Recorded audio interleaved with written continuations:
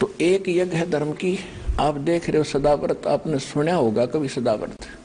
आपको सदाव्रत यहाँ सतलोक आश्रम बरवाला जिला हिसार हरियाणा में देखने को मिला। किसी समय कोई भक्त आ जा, रात ना आओ, 2 बजे आओ तो सुबह आओ, जाओ भंडारे में, परमात्मा के बच्चे तैयार पाओगे। बैठ भाई।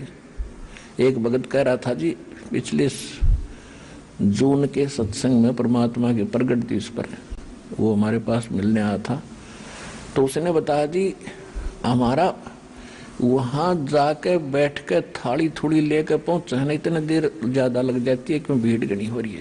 वहाँ बैठने के बाद भोजन आने में देरी नहीं लगती, जैसे परमात्मा ऊपर से तारण लग रहा अपने भक्ता ने, 1 मिनट में आ जाता सारा, इतनी बड़ी गायत्री में।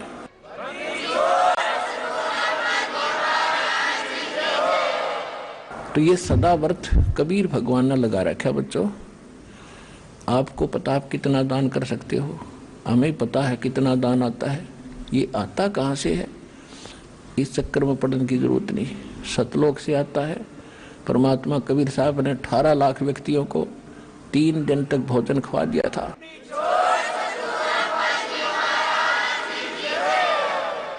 18 लाख साधु संतों को 3 दिन 3 रात परमात्मा ने मोहन भोजन, लड्डू, जलेबी, खीर, कचौड़ी, पकौड़ी, कुछ भी खा बेटा। तो वो भगवान है या उस परमात्मा की आड़ में हम बैठे, ये दास उसी का भरोसा बैठे हैं। एक यज्ञ है धर्म की, और आपको तो उभार रहे हैं दान करवा करा के, और दान करोगे तो उभरोगे। दान कहते धर्म का नाश नहीं होता, विन से 3 लोक, और खैरायत में खैर है कीजिए आत्म भोग। कबीर साहब कहते हैं धर्म बिना धापे नहीं, धर्म के बिना उभारा जीव का नहीं हो सकता। और ये प्राणी प्रपंच, और ये प्रपंच करता फिरता है, अटपट कर रहा है, उससे काम नहीं चलेगा। और आस बिरानी क्यों करे, तन दिया हो तो संच। यानी आज तो कोई भिखारी है, कोई किसी तरह मजदूर है, तो अब उसको मिल नहीं रहा क्योंकि पीछे दान करया नहीं। और दान हम करना चाहते थे तो हमें वो स्थान नहीं मिला जो सुपात्र हो।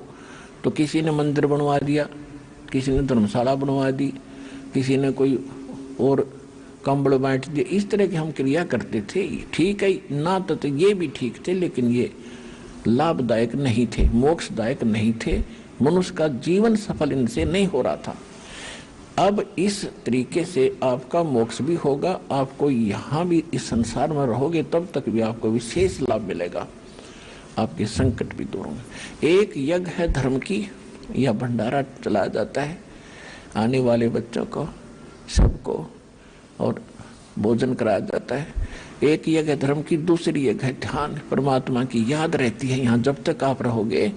कोई चर्चा चला रहा है मालिक की, कोई बहन भाई अपना दुख बता रहा है कि मैं इतना दुखी था, मैं ऐसा सुखी हुआ, तो उससे आपको दृढ़ता आती है।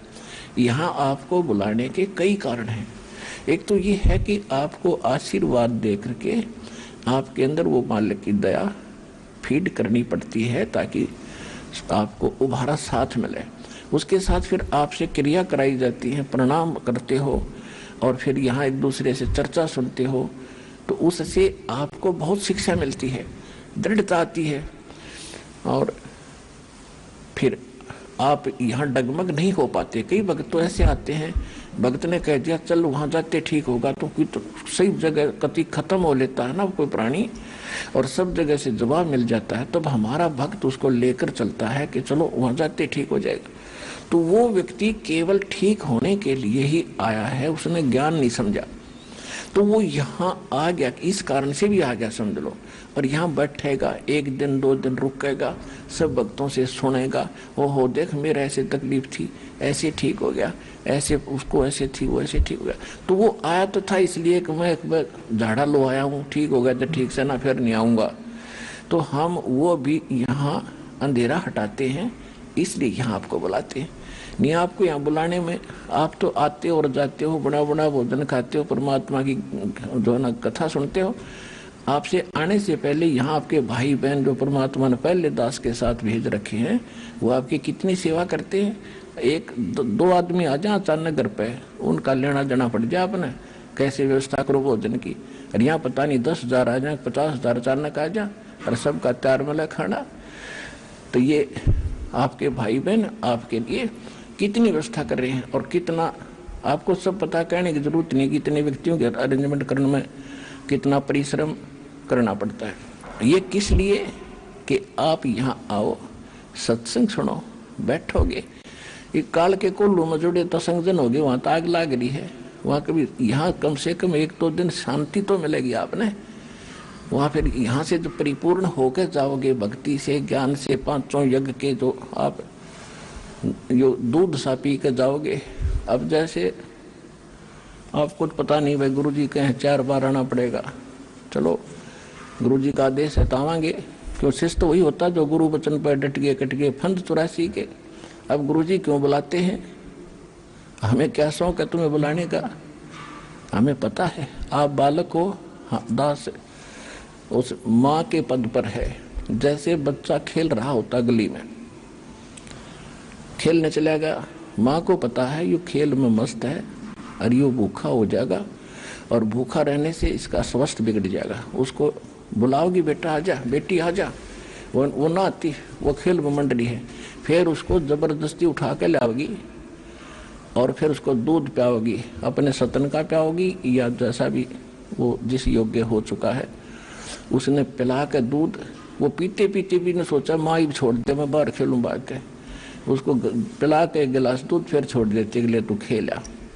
तो पुण्यात्माओं यहाँ आपको बुला कर ये सत भक्ति और ज्ञान और सत आशीर्वाद के दूध पिला के फिर छोड़ देते हैं, ले खेल आओ थोड़े दिन और तुम, और फिर आ जाना। तो कई भक्त तो यहाँ आए हुए भी ये चिंता करते हैं वहाँ पता नहीं क्या हो रहा होगा, बस सत्संग खत्म और मैं जल्दी चलूंगा। ठीक है, सत्संग सुन जाइए, दूध पी जाए, फिर आ जाइए।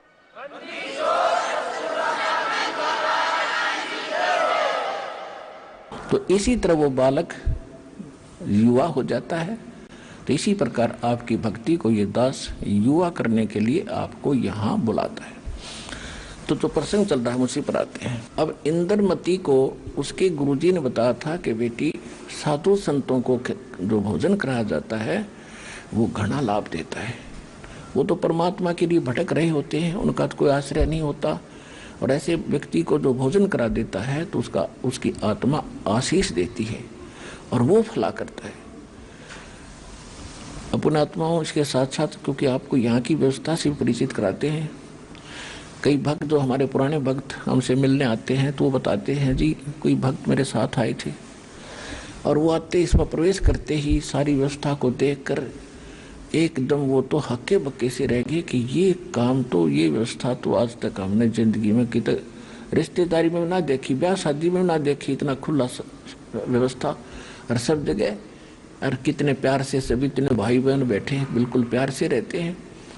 आत्मा यहाँ आते ही गदगद हो जाती है।